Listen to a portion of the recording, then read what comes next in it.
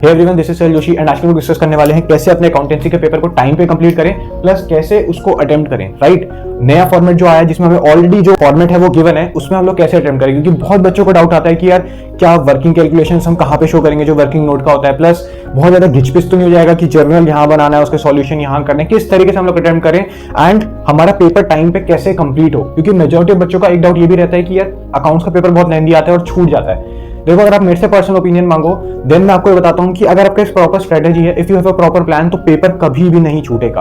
Right, और वही हम यहाँ पे इस बार डिस्कस करने वाले हैं। ठीक है, so let's start this video. सबसे पहले हम लोग डिस्कस कर लेते हैं कि हमारा पेपर के बारे में जो हमारे डिटेल्स हमें गिवन है। 2 घंटे का पेपर हमारा होने वाला है। ठीक है, जिसमें से फॉर्मेट हमें ऑलरेडी गिवन रहेगा इस बार। इस पे भी हम एक बहुत अच्छा डिस्कशन करने वाले हैं, प्लीज वीडियो को पूरा देखना। 32 पेजेस हमको गिवन रहेंगे उसमें, जिसमें से 16 पेजेस जो रहेंगे वो हमारे जो जनरल शीट होती है जिसमें हम लिखते हैं नॉर्मल थ्योरी वाली, वो रहेंगे। 8 पेजेस में हमको जर्नल दिया रहेगा और 8 पेजेस में हमको लास्ट लेजर दिया रहेगा। ठीक है, अब क्वेश्चंस को देख लेते हैं। क्वेश्चंस किस तरीके से आने वाले हैं। टोटल मार्क्स हमारे 40 होने वाले हैं, जिसमें से 2 मार्क्स के 4 क्वेश्चन 8 नंबर, 3 मार्क्स के 4 क्वेश्चन 12 नंबर और 5 मार्क्स के 4 क्वेश्चन 20 नंबर हमारे ये हो गए। टोटल हमारे 40 मार्क्स यहाँ पे होने वाले हैं। ठीक है, अब ये हमने डिस्कस कर लिया। अब आता है कि बेसिकली हमको अटेम्प्ट कैसे करना है नए फॉर्मेट के साथ, विद न्यू फॉर्मेट। यानी कि जो हमें पेपर ऑलरेडी गिवन है, जिसमें हमें आंसर शीट में जो हमें फॉर्मेट ऑलरेडी गिवन है जनरल का, लेजर का, वो कैसे अटेम्प्ट करना है, वर्किंग नोट कहां पे शो करेंगे। राइट, देखो इसमें सबसे पहला पॉइंट ऑफ व्यू मैं आपको ये बता दूं कि it's not compulsory to stick to these formats. Right, अगर आपको लगता है कि यार मेरे को ऐसे सही नहीं लग रहा, बहुत गिचपिच हो जा रहा है, मैं कंफ्यूज हो जाऊंगा, मेरा प्रेजेंटेशन अच्छा नहीं हो पाएगा, तो सीबीएसई ने कोई ऐसा कंपल्सरी नहीं करना है कि आपको इस पर स्टिक करना है। राइट, सो अगर आपको लगता है कि आप बिल्कुल उस बिना उसके अच्छे से कर लोगे, डेफिनेटली करो यार। राइट, बहुत बच्चे होंगे, ये मत सोचना कि यार मैं ही सिर्फ ऐसा करके आऊंगा, बहुत बच्चे होंगे। राइट, बहुत बच्चे होंगे जो इस चीज को नहीं करेंगे फॉर्मेट को। राइट, तो अगर आपको लगता है कि नहीं करना है मत करो, कोई दिक्कत नहीं। एंड सेकेंडली, अगर आपको लगता है कि हाँ यार मेरे लिए ये बेनिफिशियल है, मेरे लिए टाइम बच रहा है, मैं थोड़ा कर लूंगा इसको अच्छे से, कॉन्फिडेंट हो आप, तो डेफिनेटली करो और आपके लिए ही बेटर है वो। ठीक है, नाउ द थिंग इज, अब सपोज कर लेते हैं, सबसे पहला डाउट है कि यार वर्किंग नोट कैसे शो करेंगे और कहां शो करेंगे। ठीक है, तो सपोज कर लेते हैं एक क्वेश्चन। ठीक है, एक क्वेश्चन जैसे कि जर्नल वाला क्वेश्चन है ना, एक सेकेंड, जैसे जो थर्ड क्वेश्चन हमारा है वो हमारा है हिडन गुडविल का ट्रीटमेंट। राइट, उसको हमको जर्नल एंट्रीज में दिखाना है। ठीक है, तो हम लोग कैसे करने वाले हैं, जैसे कि आपने जो सपोज कर लेते हैं तीसरा क्वेश्चन, आपने जो थ्योरी वाली शीट है उसमें लिखा, जो स्टार्टिंग की शीट है उसमें तीसरा क्वेश्चन लिखा। अब यहाँ पे आपने कैलकुलेट करा वर्किंग नोट, आपने यहाँ पे हिडन गुडविल कैलकुलेट कर लेना। सपोज कर लेते हैं 1 लाख रुपए आ गया। ठीक है, अब इसकी जो जनरल एंट्री पास करनी है वो आपको करनी है वहां पे, कहां पे, जर्नल वाले जो पेजेस हमको बाद में दिए हैं, तो आपको यहाँ पे लिख देना है refer to page number suppose 17, ये लिख देना है। और वहां पे अपना सॉल्यूशन जहां पे वो पेज आया होगा, जहां पे जनरल वाला पेज होगा, थोड़ा डिजिटल बोर्ड है नहीं तो इसी में एडजस्ट कर लेना और ऐसे करके खच्चे करता वाला पेज आ जाता। ठीक है, तो बस ये समझ लेना कि 17 पेज नंबर पे आपको रिफर करना है, वहां पे जाके आपको वाला नंबर जो क्वेश्चन नंबर है 3 उसको मेंशन कर देना और वहां पे जनरल का आंसर लिख देना है। ठीक है, ये लिखना बहुत ज्यादा जरूरी है, रिफर टू पेज नंबर 17, तभी एग्जामिनर जो होगा वो देखेगा अच्छा इसने ये सॉल्यूशन यहाँ पे करा है, इसका वर्किंग नोट यहाँ पे करा है और इसने जो आंसर है इसका जो जनरल एंट्री वहां पे फॉर्मेट में इस पेज नंबर पे करा है, तो उसको ज्यादा भटकना नहीं पड़ेगा एंड उसके लिए एक अच्छी इमेज बन जाएगी आपके लिए, क्योंकि आपने उसका काम बहुत ज्यादा आसान कर दिया। ठीक है, तो यहाँ पे आपको वर्किंग नोट इस तरीके से शो करना है, जहां पे थ्योरी पेज है वहां पे वर्किंग नोट अपना कर देना है, आंसर निकाल देना है, उसकी जो जनरल एंट्री है नीचे से लिख देना है, रेफर टू पेज नंबर जिसमें भी आपने करा है वो जनरल वो लिख देना है और आपका वहां पे काम कंप्लीट हो जाएगा। ठीक है, इस तरीके से सिर्फ और सिर्फ आपको पेपर अटेम्प्ट करना है। राइट, और दूसरी चीज यार, कुछ क्वेश्चंस हमारे ऐसे हैं जो हमें अलग से ही बनाने पड़ेंगे। कौन से, जो कैश फ्लो स्टेटमेंट हो गया। ठीक है, कैश फ्लो स्टेटमेंट का आपको खुद ही बनाना पड़ेगा नया फॉर्मेट, और जो कंपैरेटिव वाला स्टेटमेंट है वो आपको खुद बनाना पड़ेगा, तो वहां पे तो हमें इसकी जरूरत पड़ेगी ही नहीं। राइट, और दूसरी चीज मैंने फिर से पहले बोल रहा हूं कि नहीं अगर शूट कर रहा है तो प्लीज स्ट्रेस मत करना कि मेरे को करना ही करना है। ठीक है, मैं इसी फॉर्मेट पे करना है, नहीं मन कर रहा है तो मत करना। राइट, अगर आपको कॉन्फिडेंट हो कि मैं वैसे कर लूंगा तो वैसे ही कर लेना, there is no issue in it. ठीक है, सेकंड पॉइंट बात कर लेते हैं। अब मेन चीज आती है कि पेपर जल्दी कैसे कंप्लीट करें, ऑन टाइम कैसे कंप्लीट करें, वो भी एक इंपॉर्टेंट डाउट है। तो ये सबसे इंपॉर्टेंट पॉइंट है, मेक ऑल अकाउंट टुगेदर।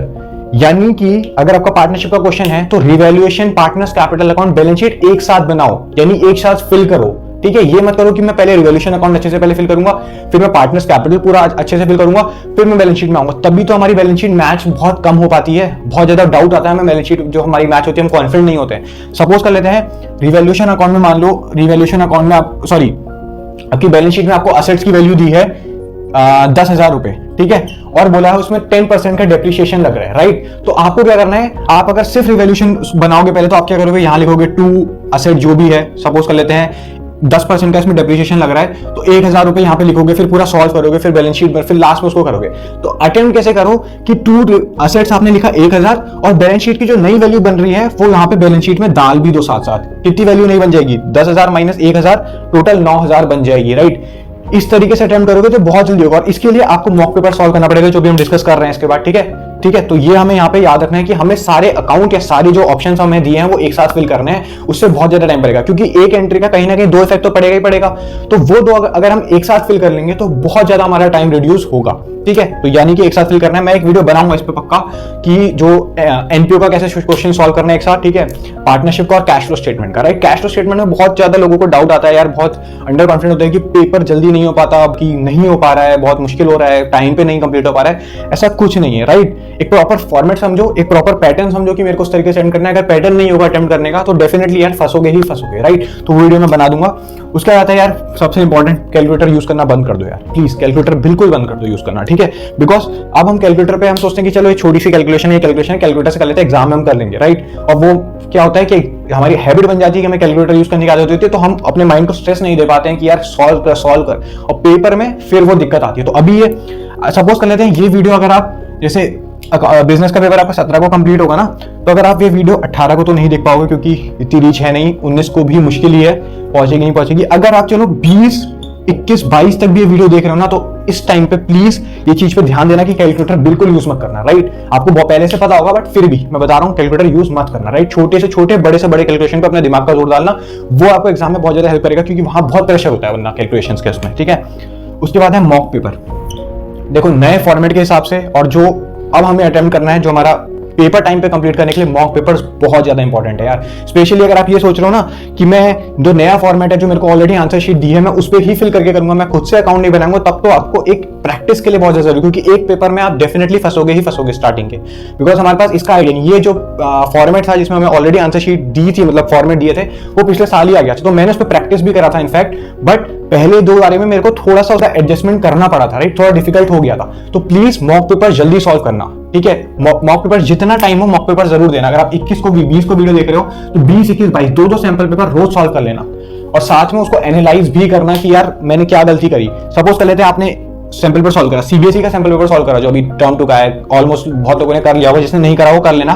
फिर देखना कि यार मैं जो कर रहा हूँ प्रॉपर अच्छे से सेटिंग मारना, अब देखना कहाँ गलतियां हो रही है, किस टॉपिक में मेरा, किस एडजस्टमेंट में मेरा फंस रहा है, फिर उस एडजस्टमेंट से रिलेटेड आपको क्वेश्चन कर लेने हैं। देखो हमारे दिन के 24 घंटे होते हैं, आप क्या करना, स्टार्टिंग में सुबह उठना, जितने बजे भी उठो, राइट। अब प्लीज थोड़ा जल्दी उठना स्टार्ट कर दो, बिकॉज अगर लेट नाइट करते हो वो अलग बात है, बट एक जनरल उसमें कह रहा हूँ जल्दी उठना स्टार्ट कर दो, ठीक है। सुबह से लेकर सेट कर लो कि मैं 12 बजे तक अपना अकाउंट का जो ये है इतना रिवाइज कर लूंगा, उसके बाद 12 बजे के बाद मैं सिर्फ और सिर्फ सैंपल पेपर्स निकालूंगा, राइट। तो 2 सैंपल पेपर एटलीस्ट आपको रोज करने पड़ेंगे, राइट। उसके साथ उसको एनालाइज भी करना, ठीक है। तो सैंपल पेपर आपको सॉल्व करने, सपोज कर लो आप 6 बजे उठ गए, ठीक है, 6 से 12 आपने रिवाइज कर लिया, मतलब टाइम टेबल जैसे आपने सेट करा, रिवाइज कर लिया। उसके बाद आप 1 बजे से बैठ गए सैंपल पेपर सॉल्व करने, तो 1 से 2 घंटे का सैंपल पेपर है। तो और प्लीज सैंपल पेपर में ना सिटिंग सीरियसली मारना, ठीक है। ऐसे अज्यूम करना कि एग्जाम हॉल में दे रहे हो पेपर, और प्रेशर के साथ करना, right. Pressure in the sense कि मतलब एक एनवायरनमेंट ऐसा रखना कि बिल्कुल शांत जगह पे रहना और अच्छे से फोकस करके करना, बिकॉज फिर प्रेशर बहुत ज्यादा होता है पेपर में। 1 से 3 की आपने सेटिंग मार ली कि सैंपल पेपर मैंने सॉल्व करा, तो क्या होगा उससे, फिर उसके बाद उसको एनालाइज करना, 1-1.5 घंटा एनालाइज करने के लिए लेना, देखना मेरे किस टॉपिक में गलती आ रही है, राइट। फिर दूसरा सैंपल पेपर सॉल्व करना, फिर उसको देखना किस टॉपिक में मेरी गलती आ रही है, फिर उन टॉपिक्स को उठा के सोने से पहले रिवाइज कर लेना।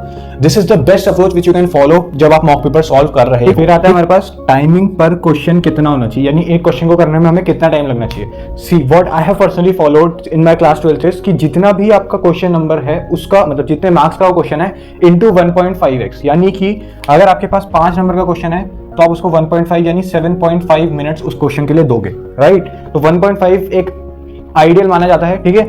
अब बात आती है कि यार जी मैंने नोटिस करा है जो 5 मार्क्स के क्वेश्चन यहाँ पे दे रखे हैं ना, ये कहीं ना कहीं 6 या 7 मार्क्स तक डिजर्व करते थे, राइट। क्योंकि अब पहले क्या होता था, ये नंबर 6 नंबर पे आते थे, 8 नंबर पे आते थे, तो उस बेसिस पे हम लोग निकालते थे। बट क्वेश्चन ऑलमोस्ट सेम ही है, बट 5 मार्क्स इसके लिए दिए जा रहे हैं। So what I have thought is कि अगर हम सिर्फ 5 मार्क्स के उसके बात करें तो इसको 6 मार्क्स कंसिडर करके इंटू 1.5 दैट इज 9 मिनट्स पर क्वेश्चन, और इंटू 4 करेंगे तो 36 मिनट्स हमारे होंगे जो 5 मार्क्स को हम देंगे, ठीक है। उसके बाद 12 इंटू 1.5 टोटल निकाल रहा हूँ, इसलिए कितना हो गया 18, और ये कितना हो गया 12। तो ऐड कर लेते हैं 12 + 18 प्लस 36 कितना हो गया 66 मिनट्स। 66 मिनट्स हम लोग देंगे ओवरऑल क्वेश्चन को कंप्लीट करने के लिए। अब आपको लगेगा यार 120 मिनट का पेपर है, 66 मिनट्स में कंप्लीट हो जाएगा क्या, कैसी बातें कर रहा है। द थिंग इज कि मैं ये नहीं बोल रहा हूँ कि 66 मिनट में हमारा परफेक्टली कंप्लीट हो जाएगा, बिकॉज हम ह्यूमन है, हम गलती ही करेंगे, राइट। उसको अपना एक लेके चलना कि बेस की हाँ गलती होगी तो मैं उस पर स्ट्रेस नहीं करूंगा, क्योंकि बोला था कि ये गलती होती ही होती है ज्यादातर लोगों से, ठीक है। तो अगर मैं 20 से 25 मिनट अगर मैं अपना एरर टाइम ले रहा हूँ कि यार कुछ गलती हो गई या कुछ छूट गया, कैलकुलेशन मिस्टेक हो गया, उस चक्कर में हो गया, तो 20 मिनट हमारा एटलीस्ट उसके लिए होना चाहिए, राइट। हम बिल्कुल मशीन तो है नहीं कि सर करके सब परफेक्टली कर देंगे। तो 20 से 25 मिनट हम लोग एक एरर टाइम लेके चलते हैं। तो अगर हम आप कंपेयर करके देखें तो 66 प्लस 25 भी मैं अगर लेता हूं तो 91 मिनट्स हमारे हो गए। तो आइडियली 90 मिनट्स में हमारा पेपर कंप्लीट हो जाना चाहिए, बिकॉज एक चीज याद रखना, जो लास्ट के 10 से 15 मिनट होते हैं ना, उसको याद रखना कि वो हमेशा सिर्फ और सिर्फ रिवीजन के लिए होने चाहिए, क्योंकि जब लास्ट में जो हमारा टाइम बचता है उसमें हमारा माइंड उतने अच्छे से काम नहीं करता और वो बहुत ज्यादा स्ट्रेस में होता है। तो हम कोई नया क्वेश्चन वहां पर अटेम्प्ट करने का ट्राई मत करना। इसलिए 90 मिनट्स के अंदर जितना आप कर सकते हो प्लीज कर लेना अच्छे से, ठीक है। बिकॉज जो लास्ट के मिनट्स होता है ऑलरेडी बताया, बहुत ज्यादा स्ट्रेस होता है और माइंड नया क्वेश्चन करने के लिए अच्छे से नहीं परफॉर्म कर पाता, क्योंकि स्टार्टिंग में क्या होता है, बिल्कुल फ्रेश माइंड होता है, सब अच्छे से चल रहा होता है। तो ये हमें याद रखना है।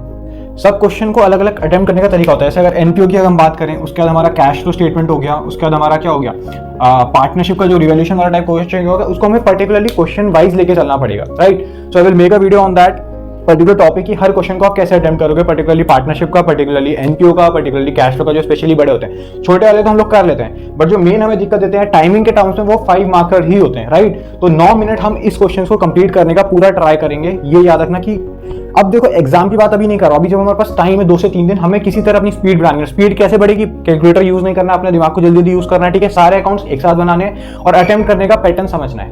That is all you need to do, और ये आपका पेपर जल्दी कंप्लीट हो जाएगा, राइट।